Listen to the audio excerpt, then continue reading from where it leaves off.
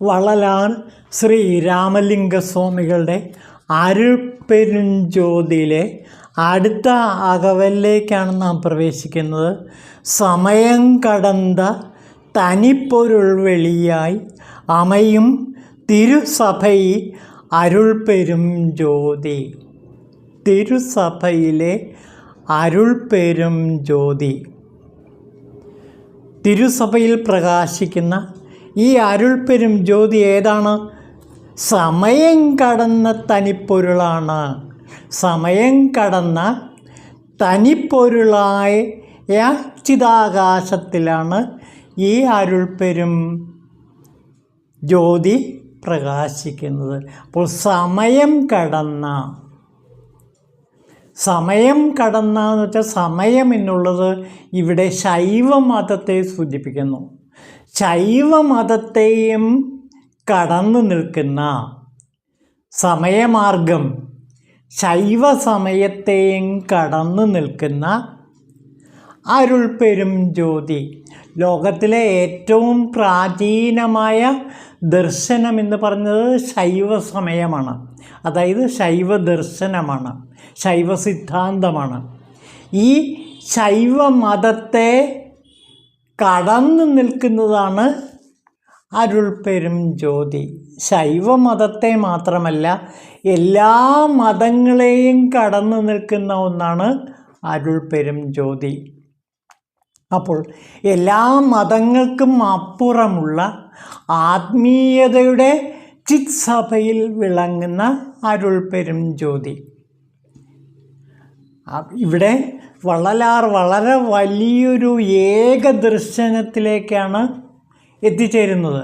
അതായത് എല്ലാ മതങ്ങൾക്കും അപ്പുറം, എല്ലാ വിഭാജനങ്ങൾക്കും അപ്പുറം, എല്ലാ ജാതി ചിന്തകൾക്കും അപ്പുറം, എല്ലാ വ്യക്തി ചിന്തകൾക്കും അപ്പുറം, സ്ത്രീ പുരുഷ ഭേദമെന്നുള്ള വ്യത്യാസങ്ങളെല്ലാം മറന്ന്, മനുഷ്യരും മൃഗങ്ങളും എന്നുള്ള വ്യത്യാസം പോലും മറന്ന്, സർവ്വജാലങ്ങളെയും ഒന്നായി കാണുന്ന ഏകലോക സങ്കല്പത്തിൻ്റെ ഒരു ആത്മീയ ദർശനമാണ് ഈ അരുൾപ്പെരും ജ്യോതി. അപ്പോൾ ഇവിടെ ഏകലോക ദർശനമെന്ന ആ മഹത്തായ ദർശനത്തിലേക്കാണ് വള്ളലാർ സ്വാമികൾ വിരൽ ചൂണ്ടുന്നത്.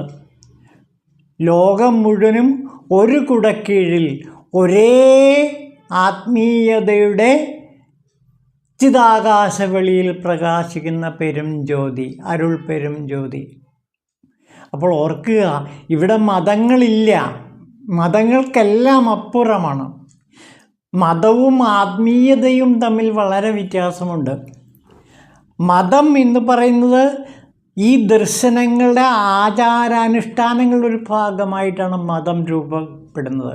അത് സെമിറ്റിക് മതങ്ങളുണ്ട്, മറ്റ് പല മതങ്ങളുണ്ട്. സെമിറ്റിക് മതങ്ങൾ കൂടുതൽ സങ്കീർണമാണ്, കെട്ടുപാടുകൾ നിറഞ്ഞതാണ്.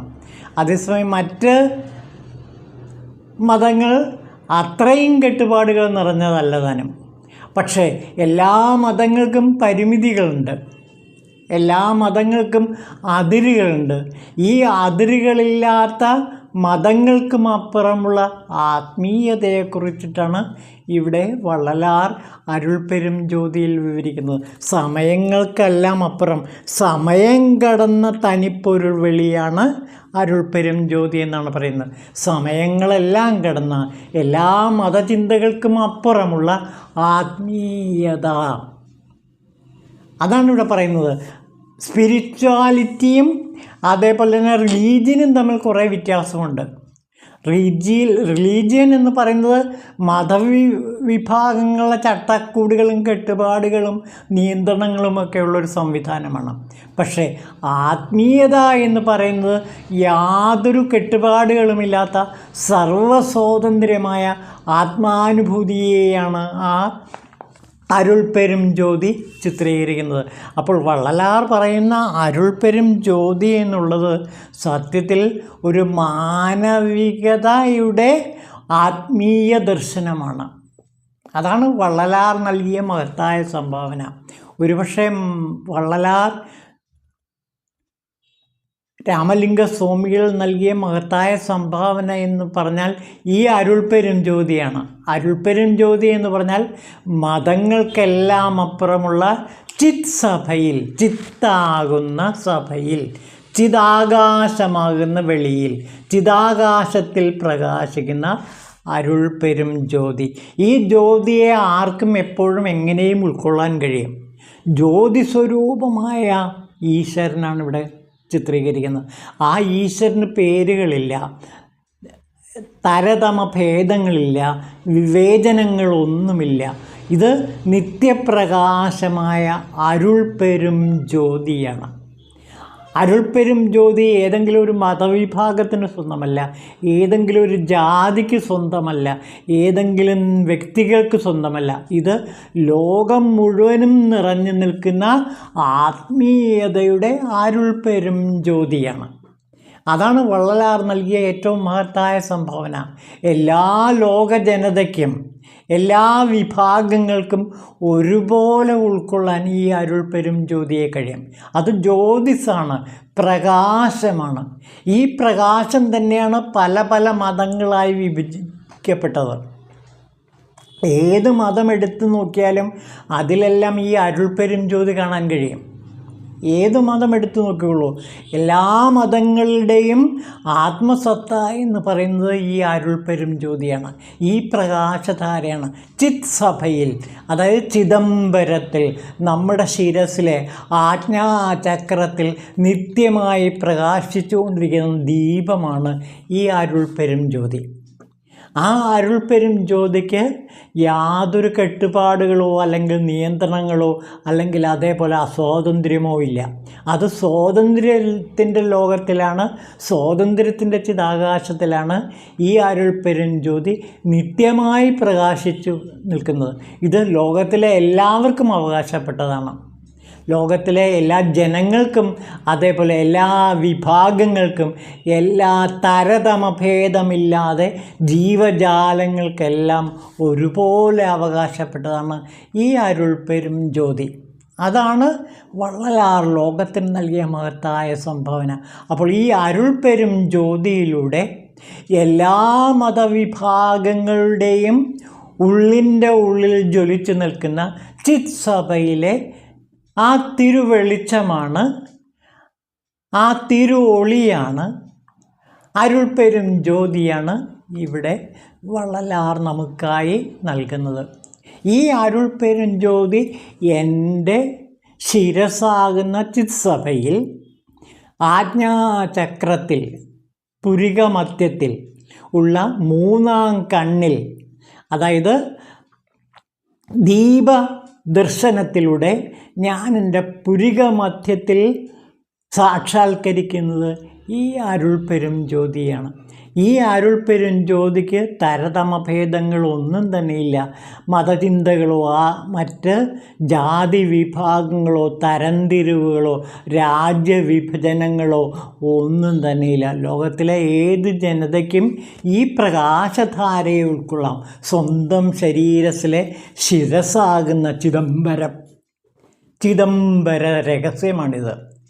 ചിദംബരത്തിൽ സ്വന്തം ശരീരത്തിലെ ശിരസിലെ ആജ്ഞാചക്രത്തിൽ, അതായത് രണ്ട് പുരികങ്ങളുടെ മധ്യഭാഗത്തുള്ള ഈ ചിതാകാശത്തിൽ എപ്പോഴും ജ്വലിച്ചു നിൽക്കുന്ന, ഒരിക്കലും കെടാത്ത, നിത്യമായി പ്രകാശം ചൊരിഞ്ഞുകൊണ്ടിരിക്കുന്ന എന്തിൻ്റെ പ്രകാശമാണ്?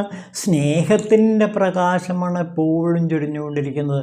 അൻപിൻ്റെ പ്രകാശം, അതേപോലെ തന്നെ കരുണയുടെ പ്രകാശം, അതേപോലെ ഉദാരതയുടെ പ്രകാശം, ദയയുടെ പ്രകാശം.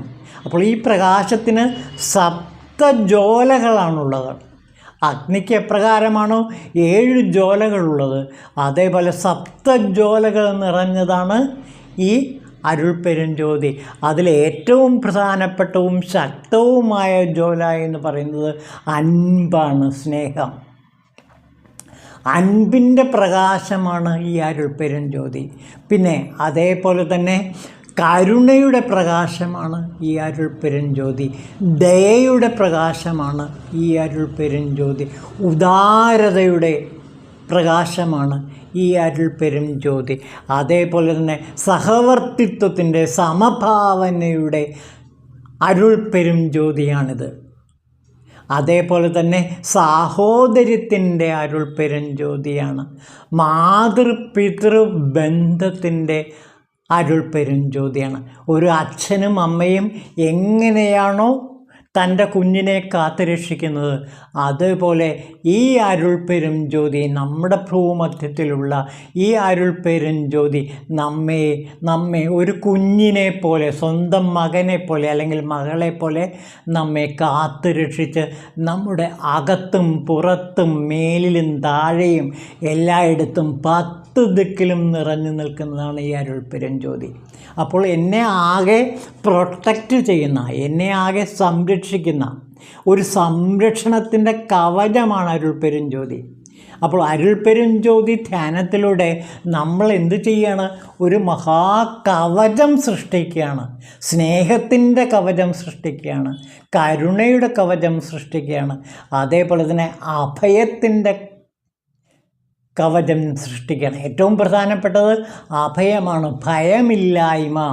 അരുൾ പെരും ജ്യോതി എൻ്റെ ശിരസിലെ ഭൂമധ്യത്തിൽ ദീപം കണക്കെ നിത്യമായി പ്രകാശിച്ചു കൊണ്ടിരിക്കുമ്പോൾ ഈ അരുൾ പെരും ജ്യോതി എനിക്ക് നൽകുന്ന ആ വലിയ സംരക്ഷണ കവചം വളരെ വലുതാണ്. ലോകത്തിലെ ഒരു ശക്തിക്കും ഇതേപോലുള്ള ആ സംരക്ഷണ കവചം നൽകാൻ പറ്റില്ല. പക്ഷേ അരുൾ പെരും ജ്യോതി നമ്മുടെ ശരീരത്തെയാകെ, മനസ്സിനെയാകെ, സൂക്ഷ്മ ശരീരത്തെയാകെ, കാരണ ശരീരത്തെയാകെ കാത്ത് രക്ഷിച്ചു കൊണ്ട് നിൽക്കുന്ന കാഴ്ച നാം കാണുന്നു. അപ്പോൾ ഈ അരുൾ പെരും ജ്യോതി എൻ്റെ സ്ഥൂല ശരീരത്തിലെ രോഗങ്ങളെ മാത്രമല്ല, സൂക്ഷ്മ ശരീരമാകുന്ന മനസ്സിൻ്റെ രോഗങ്ങളെയും ഇല്ലാതാക്കുന്നു. കാരണ ശരീരത്തിൻ്റെ അസ്കിതകളെയും ഈ മഹാപെരും ജ്യോതി ഇല്ലാതാക്കുന്നു. അപ്പോൾ സമ്പൂർണ്ണ പ്രൊട്ടക്ഷനാണ്. ഇത്രയും പ്രൊട്ടക്ഷൻ നൽകുന്ന, ഇത്രയും സംരക്ഷണമൊരുക്കുന്ന മറ്റൊരു ദർശനം ലോകത്തിൽ ഇപ്പോൾ നിലവിലില്ല. അരുൾ പെരും ജ്യോതിയിലൂടെ ലോകത്തിന് മുഴുവനും സംരക്ഷണം ഒരുക്കുകയാണ്. അപ്പോൾ ഇത് ലോക സംരക്ഷണത്തിന് കൂടി ഉപകരിക്കുന്നതാണ്. നാം നമ്മുടെ വ്യക്തി അഹത്തെ മാത്രമല്ല അരുൾ പെരും ജ്യോതിയാക്കി മാറ്റുന്നത്, ലോകത്തെ ആകെ അരുൾ പെരും ജ്യോതിയാക്കി മാറ്റുകയാണ് ചെയ്യുന്നത്. അപ്പോൾ ഒരു വ്യക്തി നിരന്തരം അരുൾ പെരും ജ്യോതി മന്ത്രസാധനയിലൂടെ അയാളെ മാത്രമല്ല, അയാളുടെ കുടുംബത്തെ മാത്രമല്ല, ആ സമൂഹത്തെ മാത്രമല്ല, ലോകത്തെ ആകമാനം ശാന്തിപ്രധാനമാക്കുകയും സ്നേഹപൂർണമാക്കുകയും കരുണാപൂർവമായ ഒരു ലോകമാക്കി മാറ്റുകയും ചെയ്യുന്ന സാഹോദര്യത്തിൻ്റെ ഒരു ലോകം സൃഷ്ടിക്കുന്നു. ഇത് നിസ്സാര കാര്യമല്ല. അപ്പോൾ അരുൾ പെരും ജ്യോതി എന്നുള്ളത് എല്ലാ ജനവിഭാഗത്തിനും ഒരേപോലെ ധ്യാനിക്കാവുന്നൊരു മഹാമന്ത്രമാണ്. അരുൾ പെരും ജ്യോതി, അരുൾ പെരും ജ്യോതി, തനിപ്പെരും കരുണൈ, അരുൾ പെരും ജ്യോതി.